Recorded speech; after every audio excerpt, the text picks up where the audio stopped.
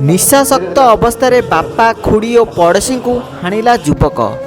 वर्तमान सबुठ बड़ खबर आसी पहुंची केन्द्रापड़ा जिला पाटकुरा थाना अंचल।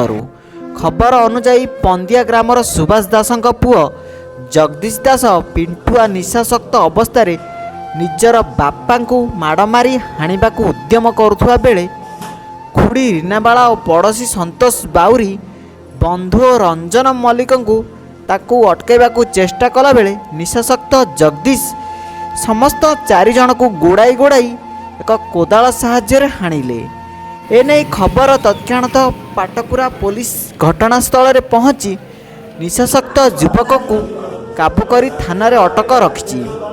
समस्त आहत वर्तमान पाटकुरा मेडिकल रे चिकित्सित हेउतबा बेले रीनाबाला दास और मल्लिक रंजन को केन्द्रापड़ा स्थानांतरित करा जायछि। Reporter Dhirendra Kumar Mahapatra MM news TV Odia.